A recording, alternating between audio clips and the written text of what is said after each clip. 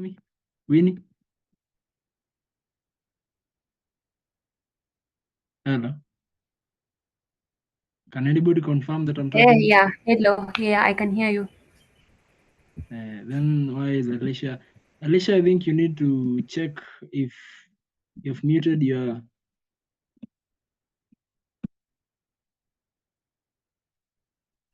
Sasa ndo nimeanza kusikia. Okay, good. So I'll start presenting CSS. So yesterday we did the assignment. We let select the select option value. I told you to go and look into other block level elements. So today we are going to introduce Cascaded style sheet. This is styles.css. The dot notation is used to denote, as I had originally said, the type of file extension that you're using. So here's a .css, here's a .html. And as you can see, my GitHub, the Git has tracked that I have new changes. That's why the U stands for untracked. You see, hapa mwisho inaniambia untracked.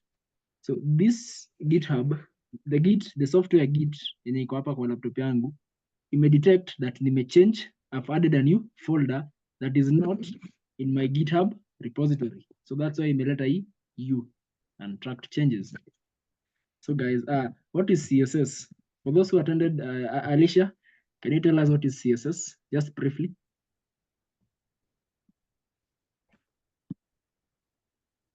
If you can. Definition. Okay, I'm kusoma definition. Nelly, But tell I me can what is try. CSS. Okay, try, then also Nelly will try.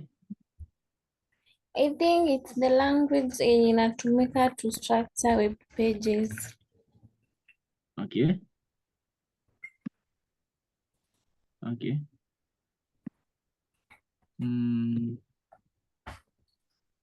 Yeah, to style web pages. Nelly, give it a try.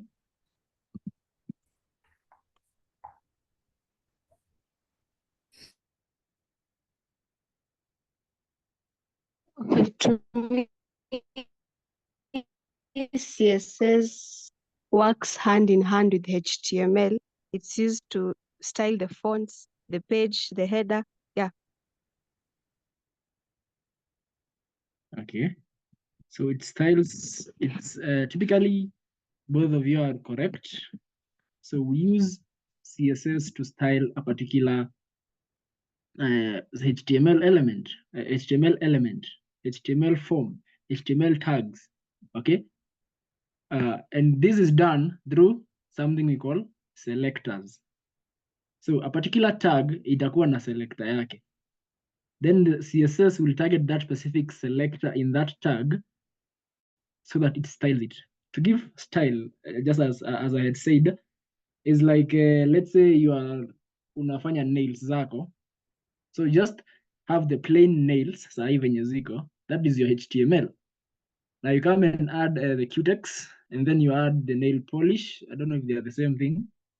Then you add those, what are they called? Gel tips or French tips.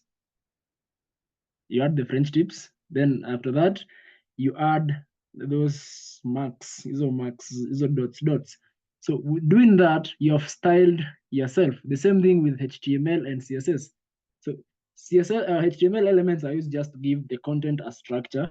Then CSS is used to style that structure. Okay. So as both of you have said, you give it a particular structure. Can you see my screen? Good. So CSS stands for Cascading Style Sheet.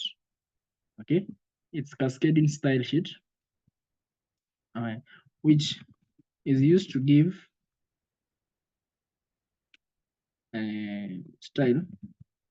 This is color, animation, and let's say font, background, manipulation, transitions,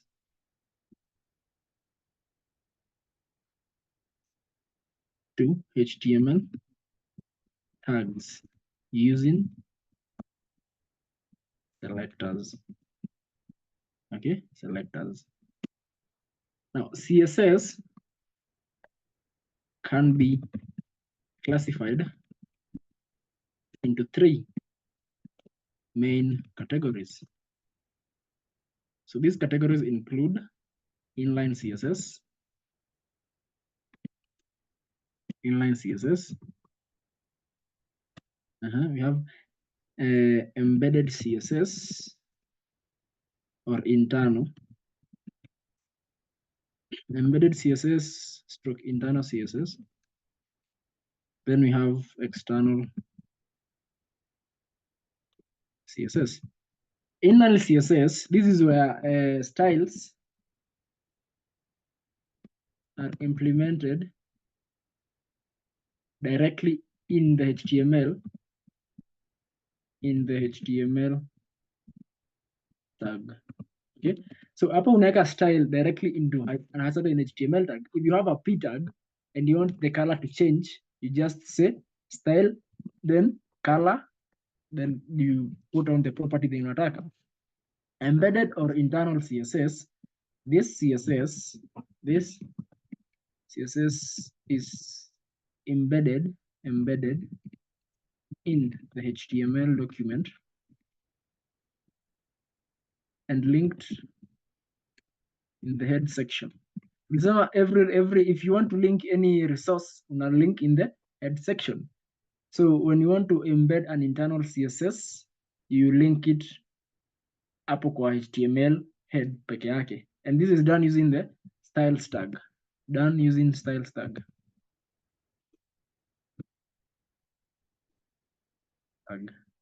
Tag. Okay. Now we have the most generally common used type of CSS. Kama yenye nimetumia saa hii, I've created a particular folder known as style.css. This is the external CSS. So this is used externally and referred as a link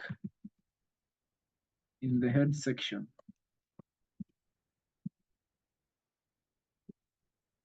This is the best. This is the most. See, tukianza niliwaambia mambo ya search engine optimization, right? So the external CSS is the most fast type of CSS, because when the browser inakuja kurender your particular web page, it won't have to access the whole lines. Let's say you have 1,000 lines of CSS and 200 lines of HTML, and you want your HTML tag isome huko chini.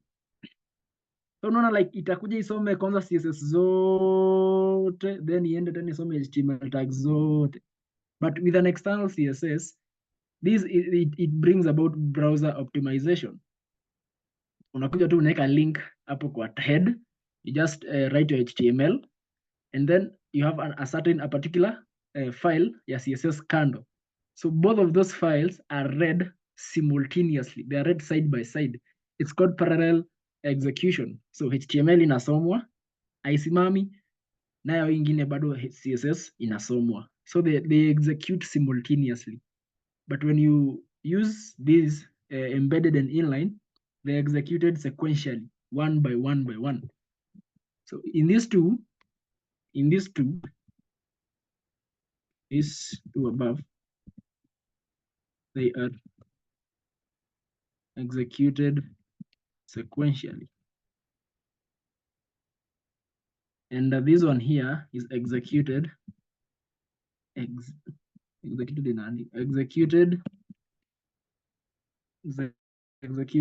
as this one here is executed simultaneously. Okay, so my advice is just use external CSS, but I'll show you all the three. So when you come to, let's say, something like index, something simpler, let's use something simpler. Let's use login, something like this. Okay, so I want to use a particular inline CSS. So I want to make this home tab to have a color red. So I'll come and declare style here, then say color, okay, then say red. So if I preview that with the live server,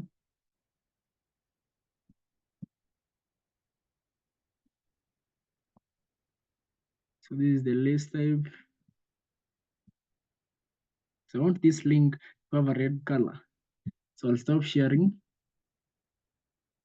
and I'll share the other one, my web browser.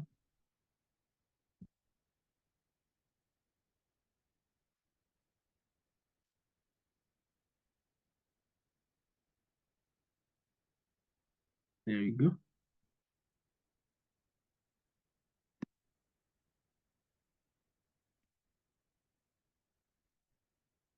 Give it a second. Now you see hii dot iko hapa, the list imekuwa color red. But if I want to the name, home and about and services and contact to be red, all I have to do now is go inside the link, the anchor link itself, because in easy ziko ndani ya anchor link. Okay, so all I have to do is just go inside the anchor link and implement the same thing over and over and over. So inline CSS is bad because it offers repetition. But if you want to target a specific style constantly, sema kama unataka kutarget what else? If you want to target a particular button pale kwa kuregister huko chini kabisa, you can use inline CSS. But if you have multiple items, it's advised do not use inline CSS because hapa nitakuja ni copy hiyo, ni paste hapo, nikuje tena hapa nirudie the same thing. It just brings the monotony of do not repeat yourself. So that's what we are doing. We're just repeating the same styles over and over and over with inline CSS. So if I share here, what you'll view now is that all the tags will have a color red. Okay, zote hizi zimekuwa color red. Home, about, services. Okay, but unaona like nikirudi kwa home, about, services, contact, login.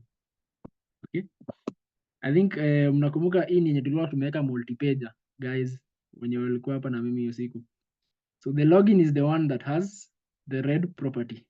Okay, so what I'll do is I'll access the home and manipulate it using the internal CSS.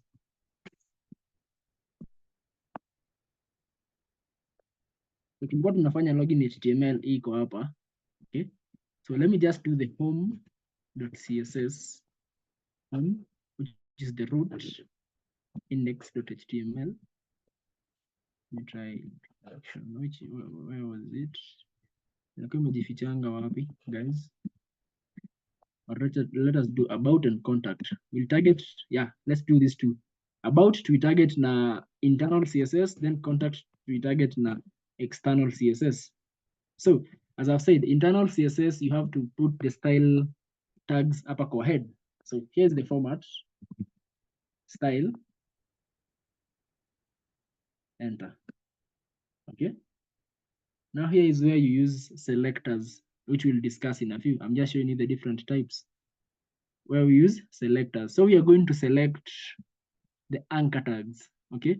So what I'll do is I'll use the tag or element selector and say I want a color of blue. Let's say aqua. Okay. And now if I come back and preview my contact.html, nikikuja hapa ni preview contact.html,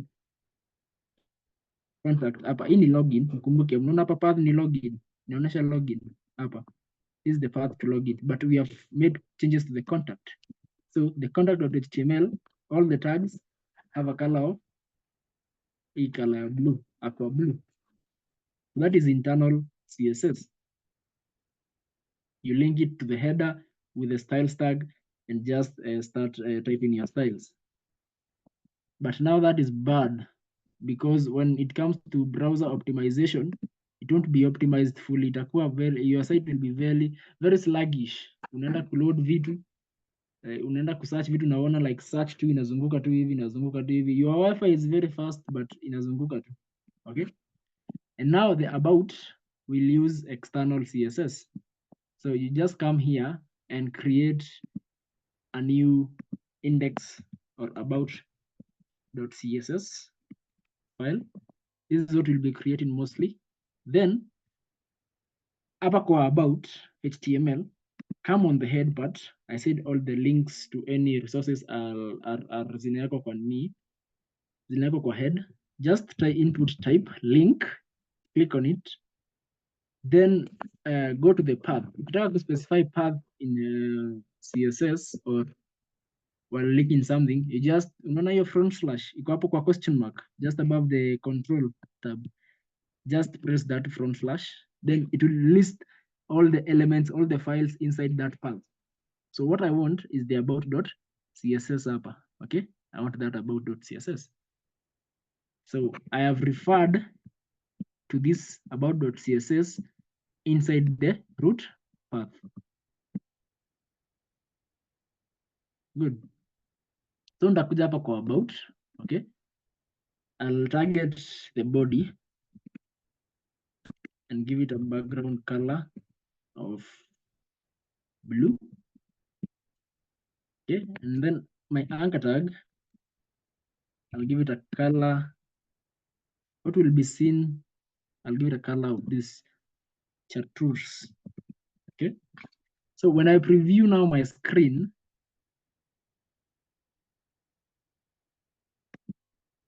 hapo,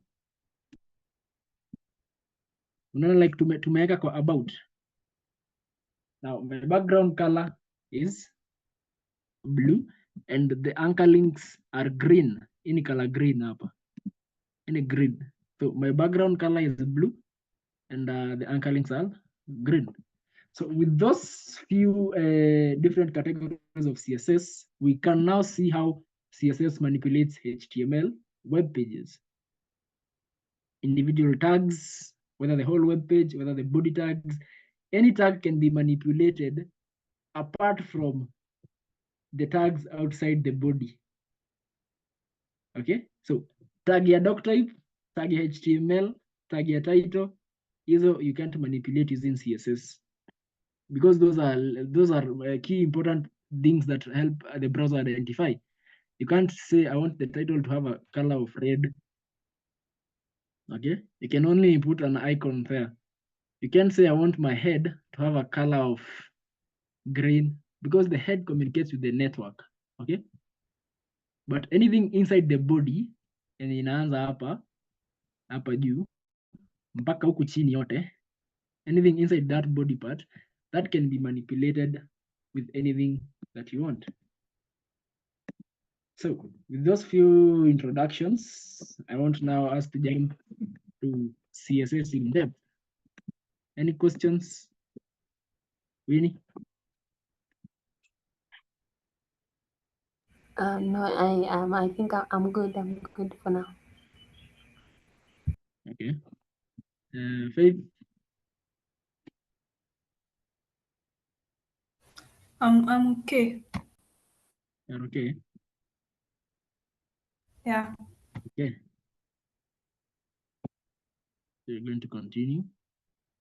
So CSS makes styling possible by use of selectors.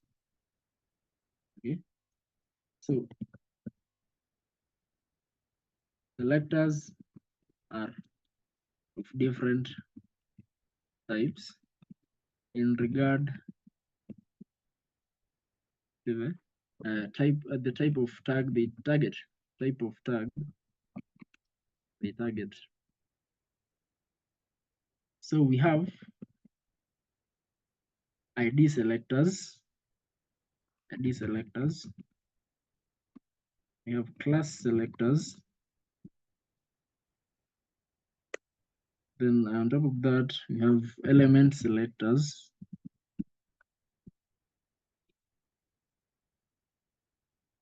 Selectors, type selectors. Then you have the universal selector.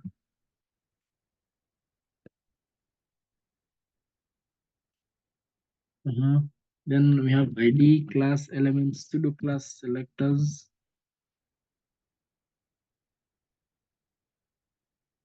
Pseudo class selectors.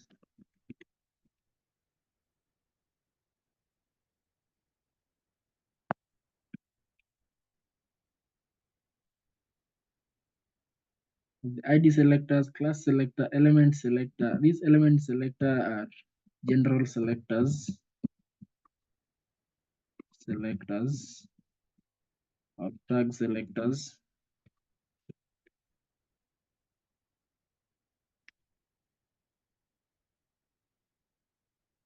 Now immediate child selector.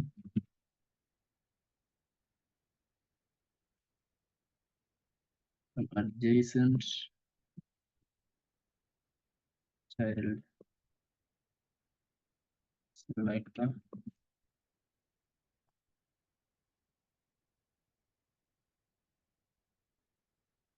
These three here are advanced level. Advanced.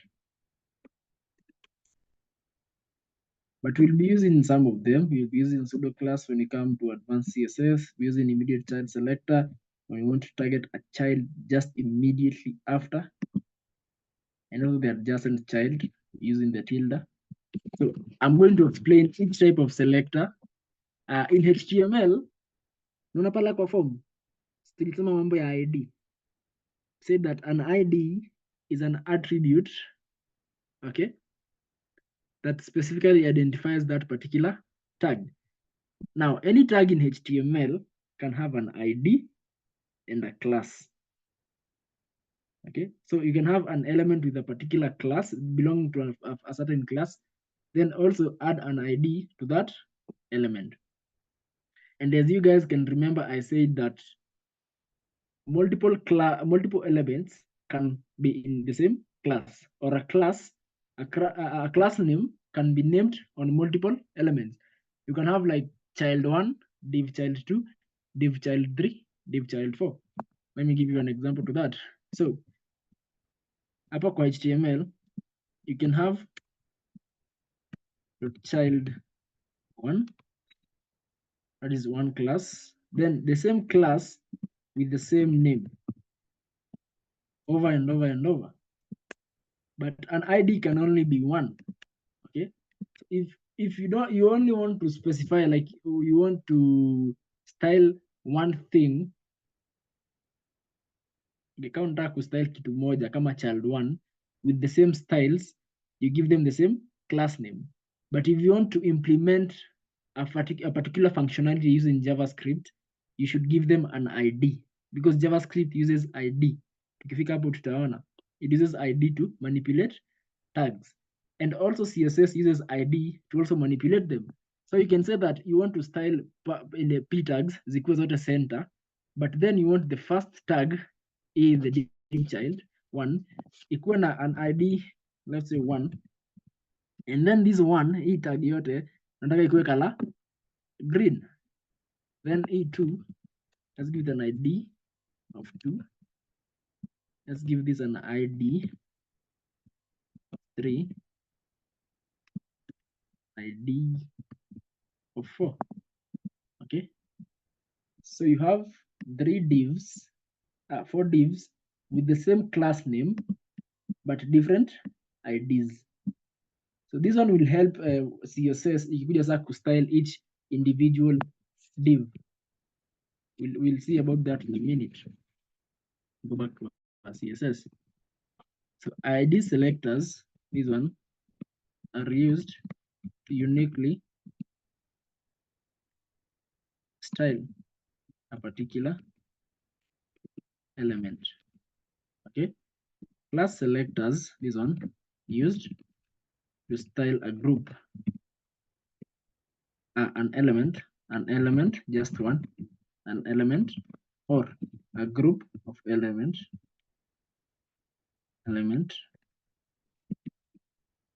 belonging same class. Okay, element selector or general selector or tag selector, this one are used to style. They used to style tags. Okay. This you can see they used to style common tags. Common tags. So come a p tag. If you want all p tags to have color green, you just put p. And if you want to style particular idea nini class dot child one. But if you want to use an ID, its identifier is a hash. Child one. Okay. So an ID inaonekana na hash, a class is a dot, an element or a general selector is just the name of the tag. Kama ni table unataka kustyle, you just write table na unaendelea kustyle. Kama ni header, unaweka header na unaendelea kustyle. Kama ni navigation, unaweka nav na unaendelea kustyle. That is an element selector. Type selectors hapa now here, they are used to style. Type selectors are used to style attributes. They used to style attributes. Okay, so utapata something like, let's say a particular attribute pale kwa form. If you come here to our form, you have an attribute type radio.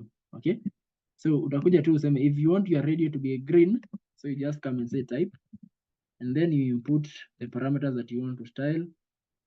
Okay, then after that you style it. If you don't worry about this, will come in a few. So value naka is equals to, then you input your value hapo. That is the type selector. The universal selector selects everything in the web page. Kila kitu. If you want, like, you have to have no margins, no paddings in every single element throughout your particular HTML document, use the universal selector. It's not advisable to use the universal selector. Itakutenda. Utaenda hapo select kila kitu, useme you don't want margin, you don't want padding, you don't want that. And then later on unashindwa kwa nini styles zako haziingiani, but you have already said pale juu that you want everything to have no margin. So everything will be condensed together. But then if you're like a guru, kama tukimaliza hii course utakuwa guru, you can use it the way you like. Unakuwa unasema I want my document to have a default margin of 32 pixels. That's the the normal one. So a default margin of 32 pixels. So in a space kila kitu 32 pixels for you. Okay. It's denoted by the asterisk symbol. This is hash area. So advanced is pseudo class. Hata kwanza tuanze na immediate. Pseudo class ni mingi. Okay. The pseudo class are like the nth child selector. Nth child selector. You see all this? Nth child selector. You have the nth child as well. Nth child. Okay. We have the nth last of type. We have the nth last child, last nth child, nth of type. This is nth of type. Don't worry to ushishike easy. All we'll be working with for now are these four here. Okay. Immediate child selector. This one selects the immediate child in a particular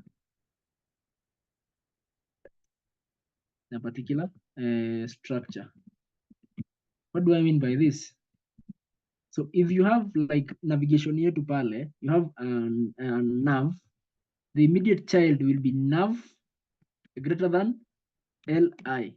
Okay, so this one here targets only the first link. This one that targets only the first li and leaves the other LIs. Okay, so in a target only the first LI, the immediate child. Then we have the we have the immediate child selector, and then we have what's the other one? Is it called the general selector? Not the general. I'll go and check that and I'll tell you tomorrow. So we have this one nav, then space li. Okay, so the difference between the nav greater than symbol li and the nav li is that the nav li selects all the li in the navigation. So if you want your first navigation li kukuwa na color red na hizo zingine bado zikuwe black, you use the immediate child selector. But if you want all of them to change color kama vile tumefanya huko, you just use the general selector, this one. Okay, it's called, oh, I've remembered the name. It's called the sibling selector. Sibling selector. This one here. Because the nerves are the siblings, the LIs are the siblings to this nerve. Okay, so this one selects all the LIs in the particular navigation. The adjacent child selector, this one selects elements in the adjacent tags. That means that kama uko na div ya kwanza yenye iko na ya p tag, then you have another div. It will select content to that div. It uses the tilde, it uses that. But this one, this is now high level because you need to know your flow so that you can target with the adjacent child selector. So I'll give you guys a few minutes to write all this. Before now we start, I start showing you the basic structure and how CSS executes particular lines. Okay, so I'll give you, let's say, 5 minutes.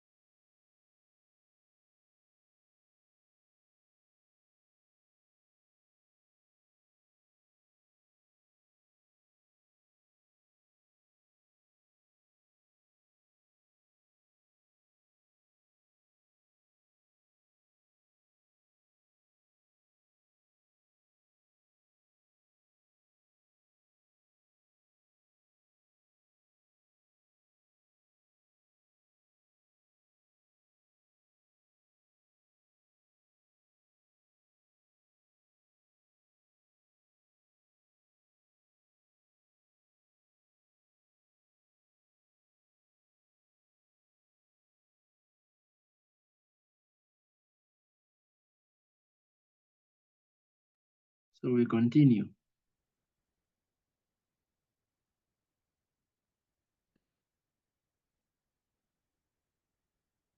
So CSS structure. Okay, so CSS structure is divided into 3. Okay, so we have, it's divided into the selector. We have into 4. We have the block that contains the CSS code. Okay, the block which is enclosed in parentheses, in curly brackets. After the block, now inside the block we have properties and values. Outside the block we have selectors. So the block, selectors. Okay, then after selectors we have the property, and then we have the value. Okay, so this is the structure of a particular CSS. So if you want to select, let's say, a heading 1, each one, you have the selector, is the element selector. You declare the block using the parentheses, and then you want to change the color. That now is the property. Okay, and what color do you want to change it to? Red. That is the value. So this one here is, you have said, this one, you have the selector, we have the value here, the property, and the value. And now all this falls under the CSS block. Okay, so this is all you'll be seeing. And inside the block,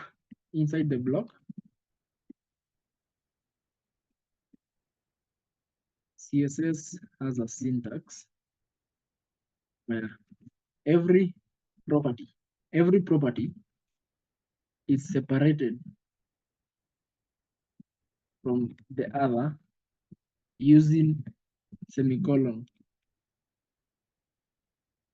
Okay, so kama umepatia H1 yako color red, okay, ukienda sasa kupatia H1 yako a font size, you need to use a semicolon. Okay, so if you don't use that, all the other styles regarding H1 won't be executed, because now you have already broken the syntax. And that brings me to the next bit of now CSS. CSS is executed in 3 ways. Okay, so we execute CSS in 3 ways. We either cascade CSS, okay, specificity, okay, and important. So to cascade means execute line by line. This one means execute line by line. Okay, to specify this one, this means that actually specifying the actual tags you want to target. This is done using inline CSS. So unaona pala kwa inline CSS nilisema ukitaka kutarget a particular element, even though ulikuwa umeitarget na external CSS, but then you go and target it with inline CSS, it will change. It won't be the same element, and we'll view that in a few. And then using the important keyword here, the important keyword, this one brings permanent change. Permanent changes, such that even if you use, the same selector to a particular tag more than 1,000 times, as long as it has the important keyword, it doesn't change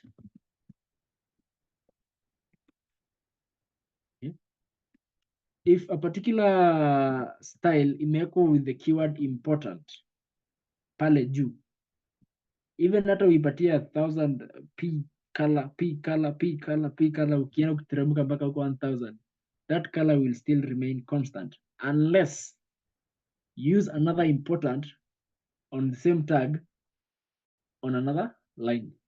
Now, important is affected also by cascading. So if pale kuna importance moja iko line 20, then kuna important ingine iko line 30, targeting the same style, it will now take the one that is on line 30. Yeah. So I'll show you these three. Is it tatu? So what I'll do is I'll come here, add a new folder, say email docs. Then I'll take all this, and take the about, the contact, that. Just leave the about. I'll cut all these so that they don't confuse you. And also 3.pgxb.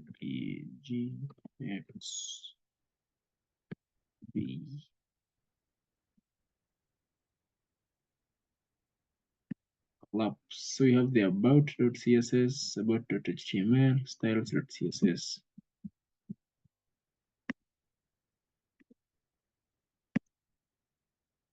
So I'll just add some few content up, don't worry. Say mention.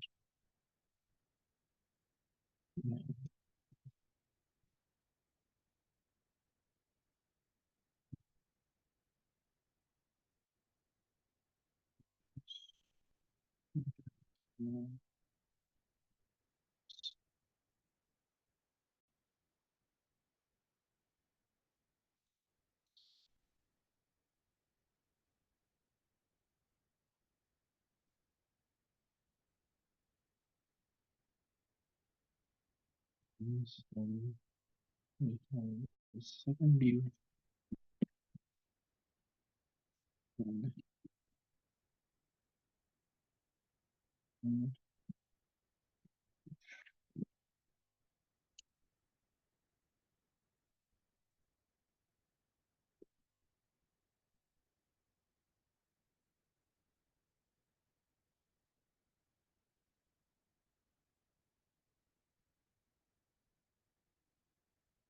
Just use that. So ya kwanza, okay. So I'll just give this an ID first, okay. And then I'll just leave this B. I'll just leave this B like that.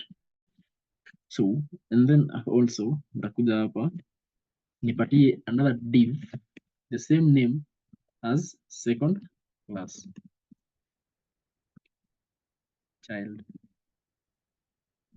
second child.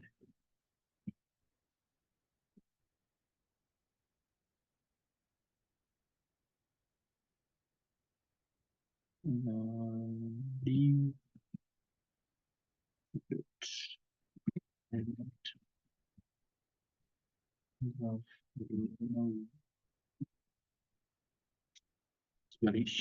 good.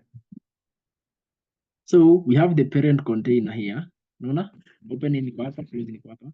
You have the first child, this one. You have the second child and another second child. Okay. So we have two divs with the same class name. I'm going to style them the same in the same order. Okay. Using the class selector. Then I'm going to target the second one using an ID selector second, so that you can see how they keep on changing. Okay. Then on the same, I'll also have the content selector. I'll give the P an ID as well as we progress. So first, I'll start with external CSS. So nitakuja hapa niseme .parent. Let me just remove this. Okay. So come to my VS Code. So this is the best practice on handling such things. I'll view I want to view both CSS and HTML side by side. So I'll come to the view tab hapa juu, edit a layout, split 2 columns. Okay, no, I need 2 columns. You can split it the way you want, but me, I normally prefer 2 columns. So ikue hapo na HTML hapo. So I have my CSS and my HTML side by side. So as I make changes to every tag, I can see which tag I'm altering. Okay, see kushinda like me to transition from one to the other, one to the other. So I want my class dot parent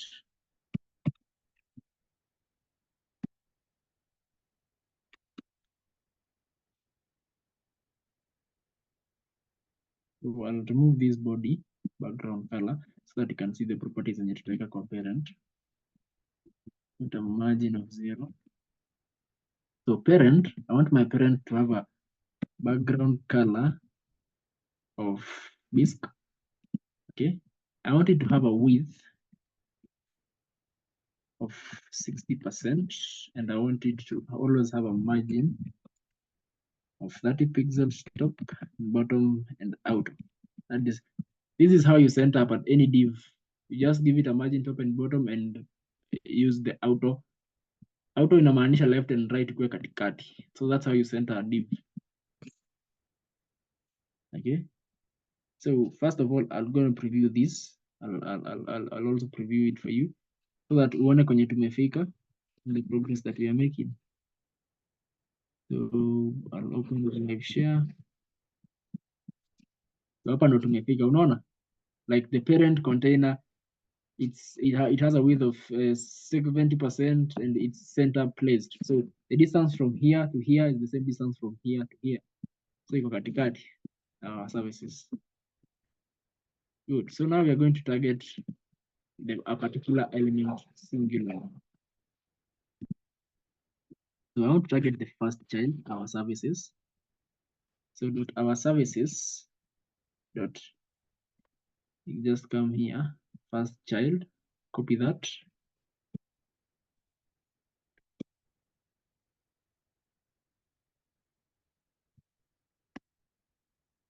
The first child, it's a class selector, so you use the dot notation.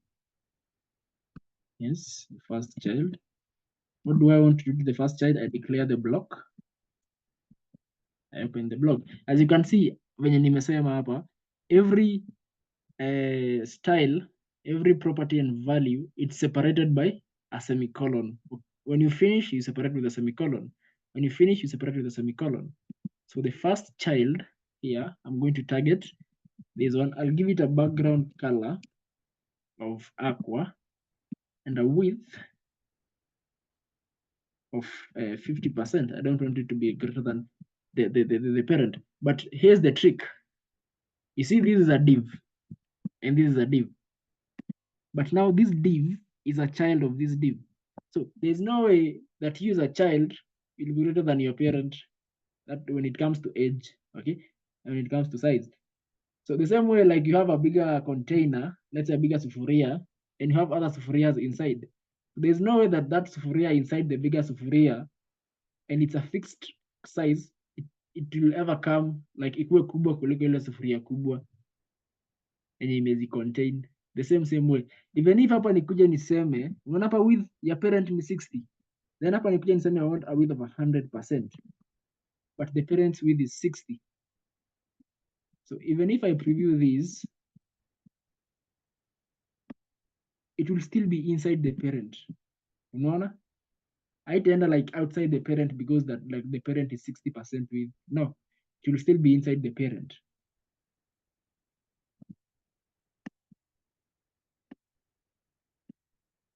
Okay, so the first child, I want you with a height of 50. Okay.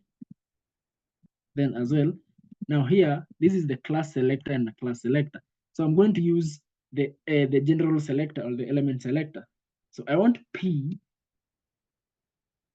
I want all paragraphs. Naona hapa ni P. I haven't specified which P. So that means that it will select all the paragraphs. It will select T paragraph, it select T paragraph, it select all the paragraphs in my web page. I want them to have a color of brown. Okay. So I want them to have a color of brown. So if I preview this, my p tag here iko na brown and my p tag here iko na brown. But this is my article tag, okay? It's still black, but my p tag is brown and this one is brown, okay?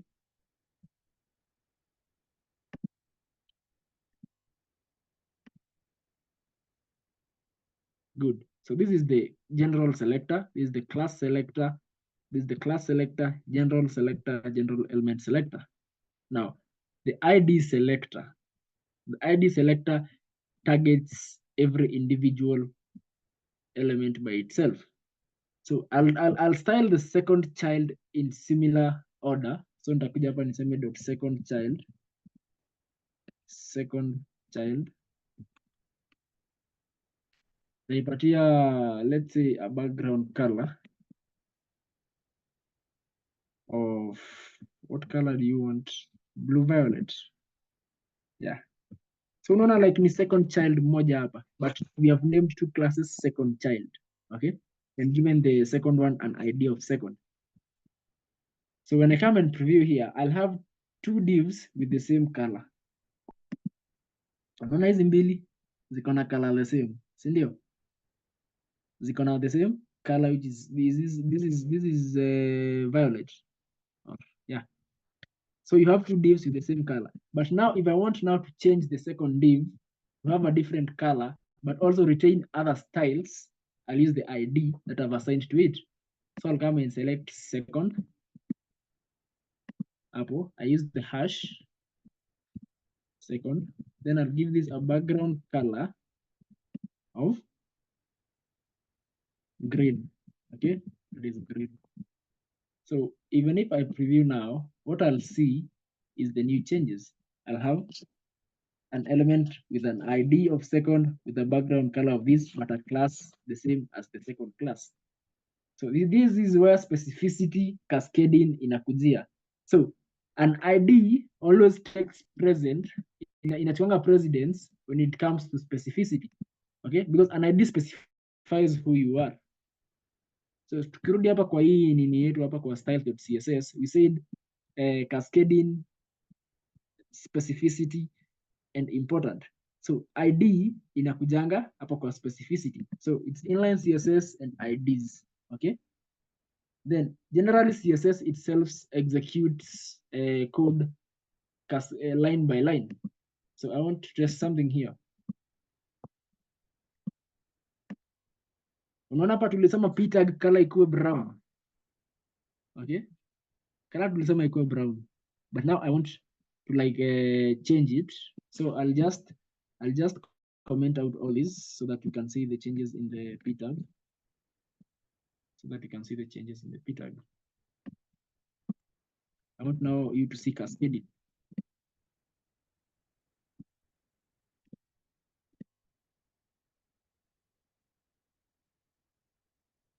I want to give p tag a color. Let's say, let's start with the color green.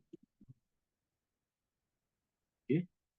So as we preview now, the color of the p tag is green. Naona hapa ni green. Hii color yake ni green. Green. But what I want to do, I want now to change it using the cascading rule. So I'll come here and say, no, I don't want my p tag to be green. I want my p tag to be color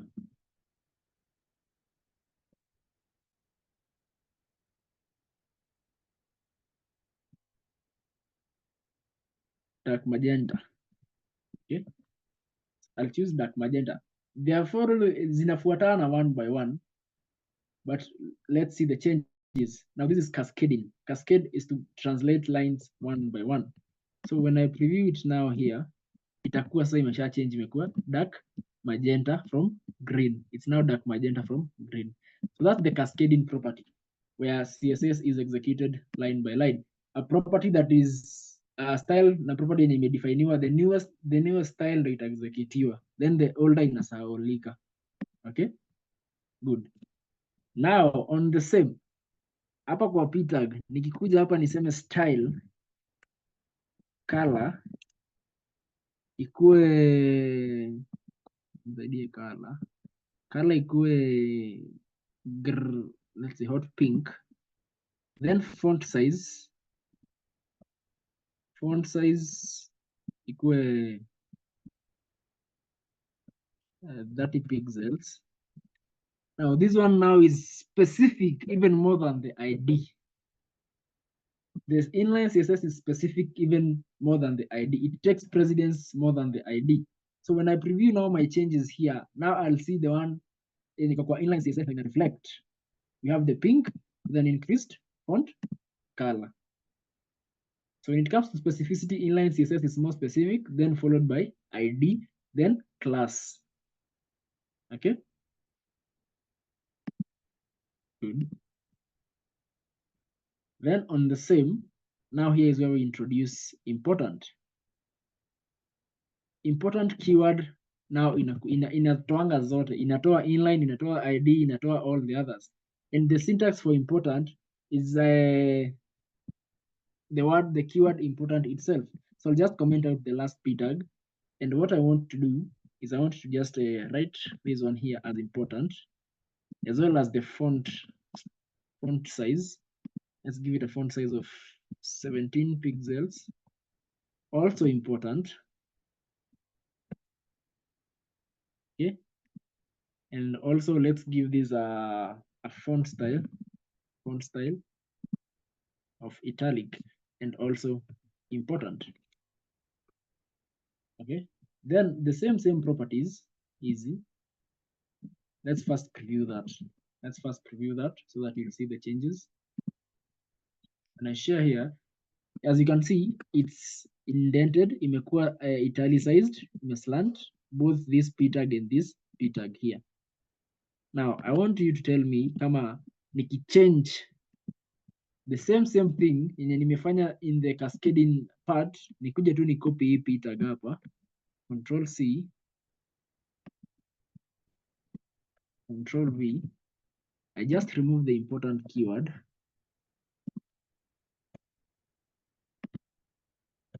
And then say I want it to have a font style of normal, pixel of 100 pixels, a color of, let's say, yellow. When I save this, nikisave sasa ni preview hapa, let me just preview it. It's already saved. There won't be no change. Hakutakuwa na change. You see, it still have the same properties yenye niliweka ikiwa important. So the important keyword is used to offer static properties. Okay? Static properties in the web pages, you won't need to change them. You want them to remain the same. Even if mimi mwenyewe nikuja ni access inline CSS, niende kunijaribu kuchange kwa inline CSS, it won't change because there is a keyword important. But if there is another important or bottom and imekuja next after the initial important, the properties will change. Now there is where the cascading on important inakujia. So if you have the same p tag here, Control C, V, with the importance now, this have to change color. Color ikue, let's say magenta. Font size ikue 30 pixels. Font ikue oblique. If I preview this up here, now we will see the changes. You have the changes. You have the oblique, the font size increased, and the nini is oblique. The font style is oblique. Oblique and italic are like the same thing, but oblique is not haijakuwa slant sana. So you have an increased font size, change of the font, and also the style. So those are the three things that are used to define CSS: cascading, important, and specificity. And with those few remarks today, tunafunga class hapo, so that tomorrow now we delve deeper into the different types of properties. Hizo zote zimeona nikiandika hapa: background color, font size. We'll start with background color properties, margin properties, the box model property. So tomorrow we'll be doing the box model property, then as well as background color, or background itself, that is background, either images or that. Then we'll be doing border properties, then margin and padding as well. This all we'll be doing tomorrow, among others. So for today's assignment, I want you to go and navigate here. Navigate to everyone has kila mtu hapa GitHub yake sasa iko sawa, si ndio? See, everyone's GitHub is set up.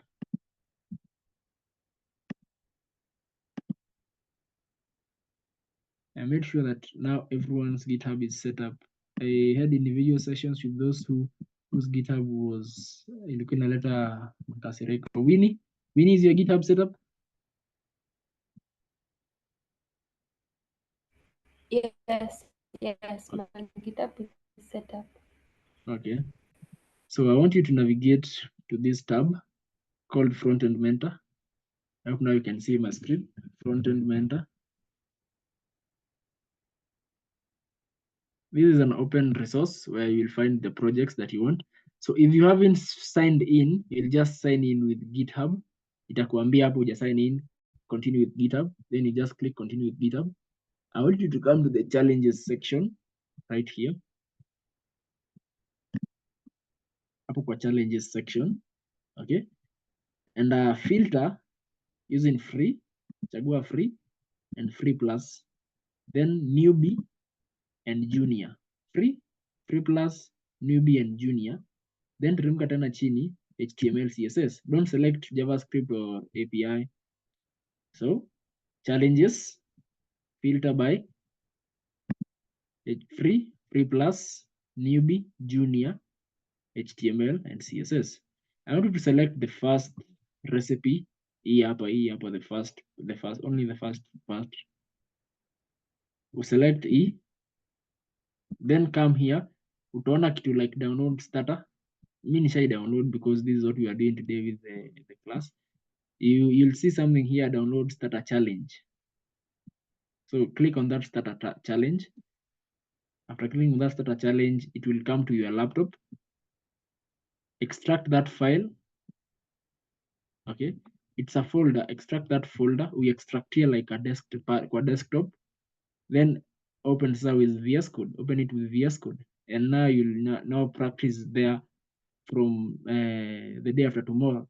The day after tomorrow is when now we'll be doing this project. But tomorrow in the morning, if you are free, you can look it up. Ili kesho jioni tukifanya part of CSS, Thursday we'll do that as our first project.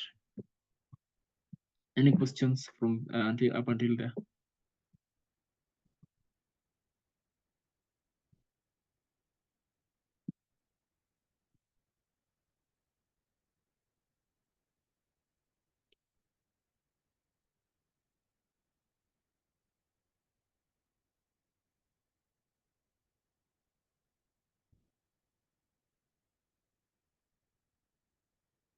Any questions, Winnie?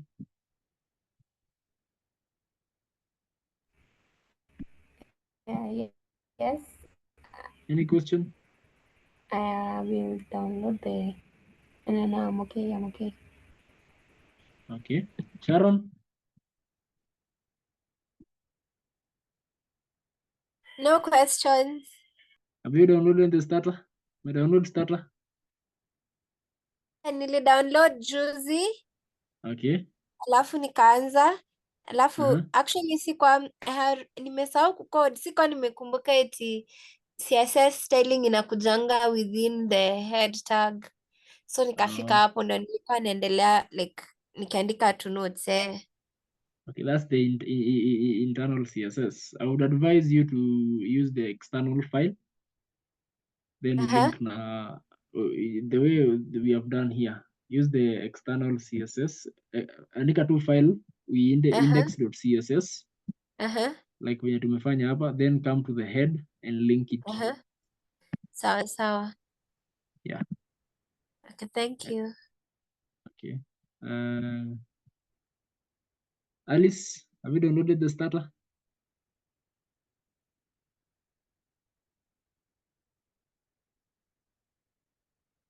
Nelly, I know you have the starter. Faith, Yes, I am. Faith, do you have the starter? I'm downloading it. Okay, make sure that imefunguka kwa VS Code.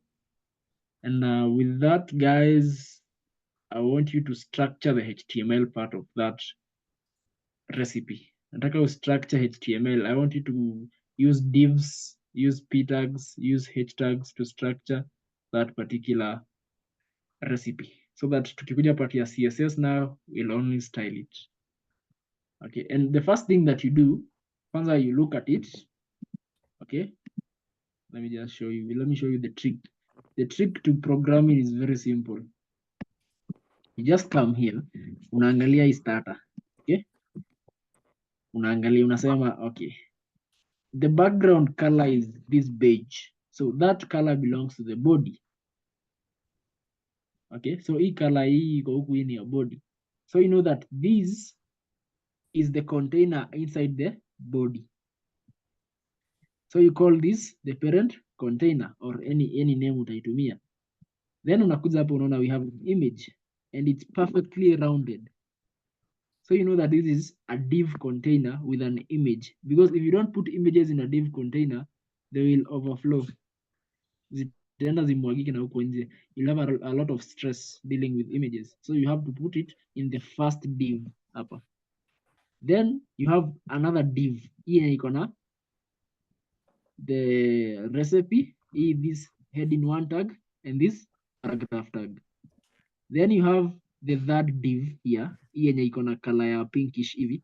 You have the third div with the heading 2, which has an ordered list with the list items tag.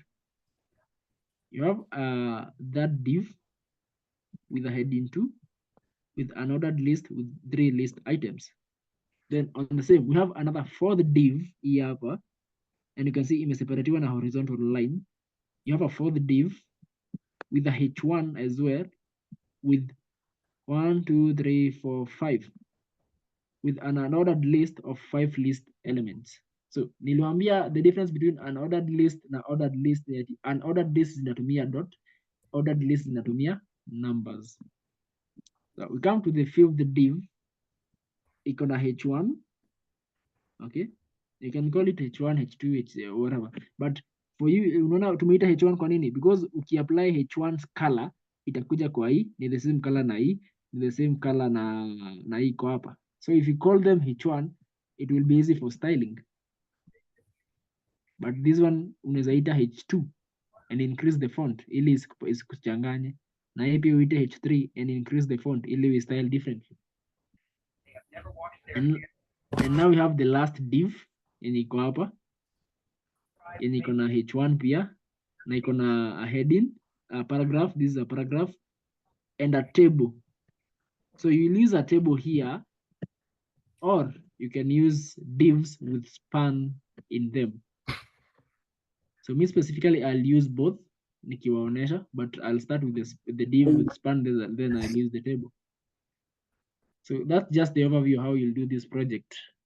Uweke content yake before we style on Thursday. Thank you guys. That's all for today. If there is no any other question, see you tomorrow. I have one question. Okay. I have one question. Okay, I'm Yeah, listening. it has come when you're presenting.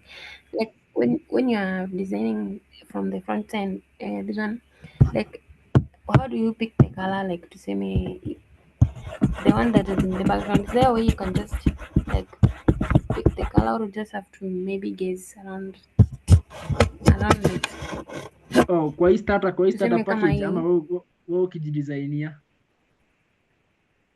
like tuseme si umepewa design. Sasa utajuaje color ya kutumia? Ama kama hii starter package. Oh, in this starter package the colors are given to you. Ziko ndani ya kitu utaona hapo imeitwa style guide. Once you download all those files, ukiunzip utaona style guide iko na hizi colors zote. Okay? It'll just ziko be hapo. like ziko hapo ndani. But if you're a programmer in a particular company, the graphic designer will design the website, then anakuletea wewe. So like all the content is given to you, all you have to do is just code.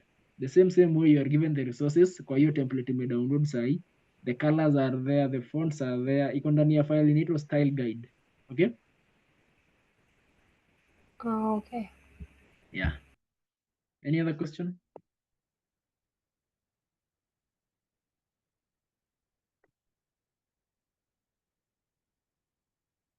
There's no question. I would like to release you. So let's meet tomorrow, guys. Happy coding. If you want to prosper in coding, just take the next 30 minutes to structure that HTML. Hata ukikwama, it's good. I'm here. Or you can always like reach me through WhatsApp in the morning. Unitumie where you have reached now WhatsApp. Then I'll guide you on the same. It's not like a must to kuja tena tupatane jioni. You can fix these things in the morning if you are free via WhatsApp. You can just take a picture, umefika hapa nitumie, then I'll tell you this is what you'll do. So with that, guys, have a lovely night. Let's meet tomorrow.